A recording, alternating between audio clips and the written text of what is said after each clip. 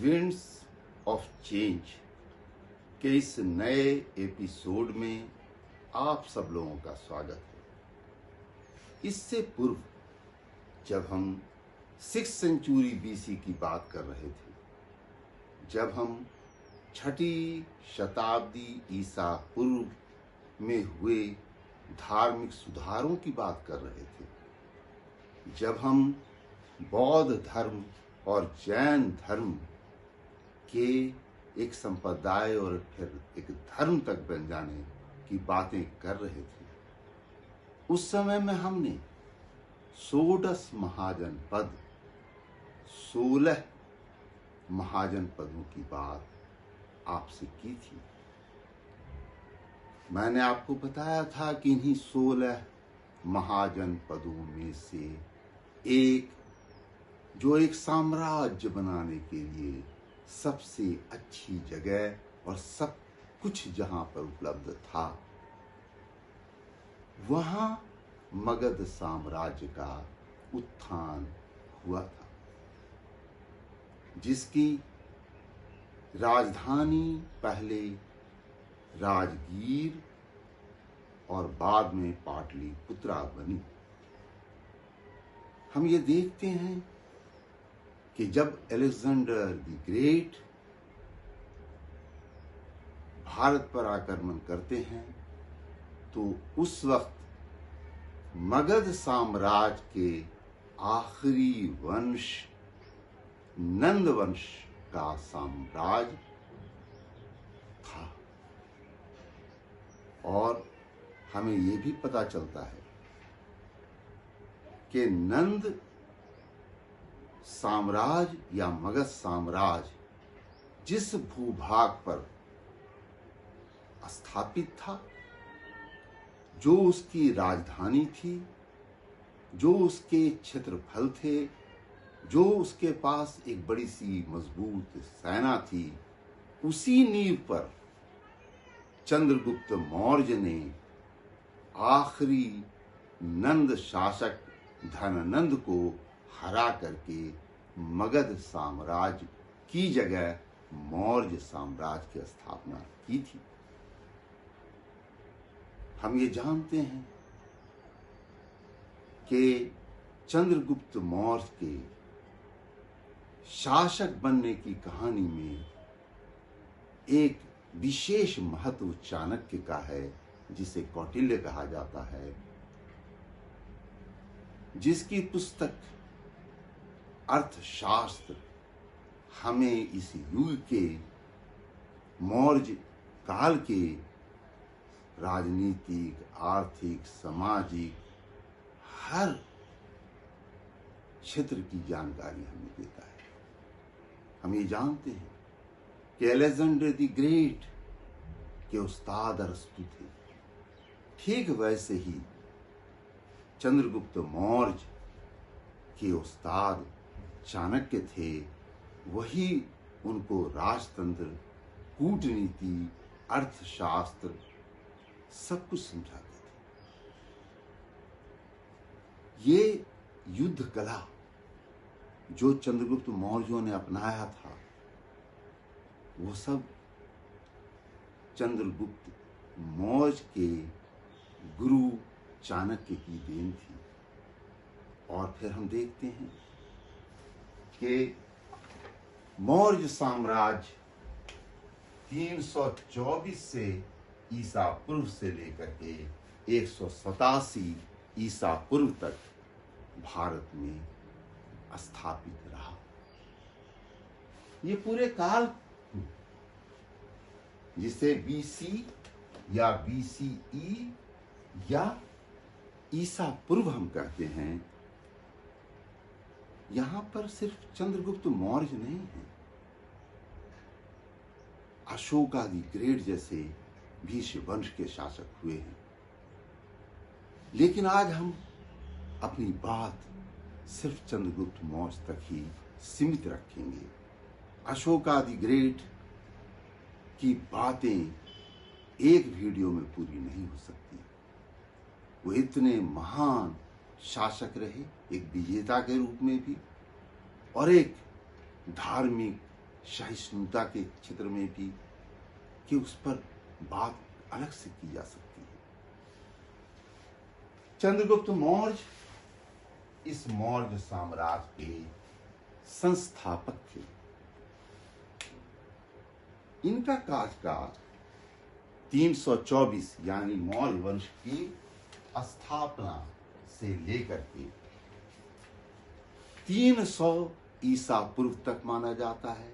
कहीं विद्वान इसे 297 तक मानते हैं।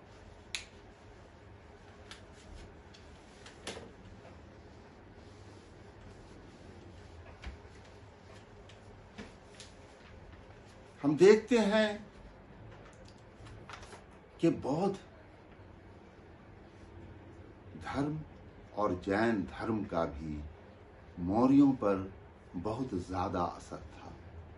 जब इनके स्रोतों की बात करते हैं, इस काल के इतिहास के मुख्य स्रोत क्या थे, तो हमें दो मुख्य स्रोत दिखाई देते हैं। एक तो चाणक्य का अर्थशास्त्र और दूसरा मेगस्थनीज का इंडिका। ये दोनों ग्रंथों के अलावा ढेर सारे बौद्ध ग्रंथ हैं, ढेर सारे जैन और ब्राह्मणवादी ग्रंथ हैं, जिनसे हमें बहुत कुछ पता लगता है। इनकी उत्पत्ति के विषय में भी बड़े मतभेद हैं। अगर हम बौद्ध ग्रंथों की बात करें तो हम देखते हैं कि ये मौर्य एक क्षत्रिय क्लान से आते थे। बौद्ध ग्रंथों में चंद्रगुप्त को एक ऊंचा स्थान दिया गया है, लेकिन ठीक इसके विपरीत जब हम ब्राह्मणवादी ग्रंथों की बात करते हैं, जब हम विष्णु पुराण की बात करते हैं, तो वहां पर हमें देखने को मिलता है कि चंद्रगुप्त को जो स्थान, जो क्षत्रिय जाति से बौद्ध ग्रंथों ने बताया, उसके ठीक विपरीत उसको मूरा, एक स्त्री जो अछूत स्त्री बताई गई, उससे जन्म बताया जाता है। सिर्फ एक विष्णु पुराण है जहां कि उसे धनानंद के ही वंश के किसी राजा का पुत्र, जिसको सर्वर्थ, सिद्धि और एक शूद्र महिला मूरा से जन्म बताया जाता है। किसी भी दृष्टिकोण से देखें तो ऐसा लगता है कि आदि काल से जिसे आप पसंद करते हैं उसकी महिमा गाते हैं, और जिसे किसी भी कारण से आप नापसंद करते हैं तो उस पर आपकी टीका टिप्पणी बहुत गंभीर हुआ करती है। हम देखते हैं कि इन दोनों के बीच में अगर सत्य की खोज की जाए तो ऐसा प्रतीत होता है कि कहीं न कहीं चंद्रगुप्त मौर्य का संबंध क्षत्रियों से रहा होगा, इसीलिए उनकी स्वीकारिता समाज में देखने को मिलती है। विद्वेष का कारण, ब्राह्मणवादी व्यवस्था से विद्वेष का सबसे बड़ा कारण है कि 6वीं शताब्दी ईसा पूर्व में जो कई संप्रदायों का जन्म हुआ, उसमें बौद्ध धर्म और जैन धर्म बहुत ही महत्वपूर्ण थे। हमें जैन परंपरा से ये ज्ञात होता है कि चंद्रगुप्त मौर्य जैन धर्म को मानने वाले थे या अपने आखिरी दिनों में जैन धर्म को मानने लगे थे। हमें ये भी पता है कि कलिंग युद्ध के बाद अशोका बौद्ध धर्म के बहुत बड़े संरक्षक बन गए थे। इससे स्पष्ट है कि दो संप्रदायों में अगर कुछ मतभेद है तो एक जिसका कोई पोषक, संरक्षक और जिसको फॉलो करने वाला होगा उसके विपरीत दूसरे संप्रदाय के लोग उसे खराब बताएंगे, उसमें कमियां ढूंढेंगे। यही बात, लेकिन कभी कभी कुछ ऐसी भी कथाएं हमारे सामने आती है जहां चंद्रगुप्त मौर्य की अच्छाइयां, उसकी खूबियां, उसके शौर्य, उसके संकल्प की भी झलक दिखाई देती है। और देखने वाला कौन था? चाणक्य, जिसके बारे में कहा जाता है कि धननंद के राज में, उनके राज दरबार में चाणक्य के साथ अच्छा व्यवहार राजा ने नहीं किया था, जिससे चाणक्य हमेशा चाहते थे कि उसको वहां से हटा करके किसी दूसरे राजा को जो जनहित की बात करे, जो जन कल्याण की बात करे, जो राष्ट्र की रक्षा की बात करे, ऐसे राजा को स्थापित करना है। और एक खेल करते हुए बचपन में चंद्रगुप्त मौर्य को चाणक्य ने देखा कि वो राजा बना हुआ है, उसके कुछ लोग दरबारी बने हुए हैं और वो हुक्म दे रहा है। उसमें उसको प्रतिभा की झलक दिखाई दी और यहीं से उसके राजा बनने की ट्रेनिंग चाणक्य ने शुरू किया। यानी चंद्रगुप्त मौर्य की अच्छाइयों को चाणक्य ने देखा, उसकी विलक्षण योग्यता का इस्तेमाल चाणक्य ने किया। अब हम देखते हैं कि इसने अपने साम्राज्य की स्थापना कहां से शुरू की। तो कहा जाता है कि चाणक्य ने चंद्रगुप्त मौर्य को एक शिक्षा दी थी कि गरम रोटी को कभी भी बीच से नहीं खाना चाहिए, बीच पे हाथ नहीं रखना चाहिए, वहां वाष्प बहुत गर्म होता है, उससे हाथ जल जाएगा। हमेशा किनारे से जो ठंडा होता है उससे। तो हम देखते हैं कि सबसे पहला जो राजा का एक कदम था, राजा बनने की जो शुरुआत थी, वो शुरू होती है पंजाब और सिंध से, जहां उसने बाकी लोगों को हरा करके अपना साम्राज्य स्थापित किया था। वहां के बाद फिर बड़ी सारी कहानियां आती हैं कि सेलुकस से उसका युद्ध हुआ। लेकिन जो हमें विभिन्न स्रोतों से ज्ञात होता है, उससे पता चलता है कि यूनानियों को उसने उत्तर पश्चिम भारत से हटा करके अपना साम्राज्य का हिस्सा बनाया था। लेकिन युद्ध की बात नहीं दिखाई देती, मैत्री की बात ज्यादा दिखाई देती है। हम देखते हैं कि सेलुकस महान ने न सिर्फ मेगस्थीन्स को राजदूत बना करके पाटलिपुत्र भेजा था, बल्कि हम ये भी देखते हैं कि दोनों में इतने मैत्री थे कि एक दूसरे से वैवाहिक संबंध स्थापित कर सके। सेलुकस की बेटी हेलन के साथ चंद्रगुप्त मौर्य की शादी होती है, जिससे उसकी ख्याति, उसकी ताकत और उसका क्षेत्र दोनों उत्तर पश्चिम भारत में स्थापित हो जाता है।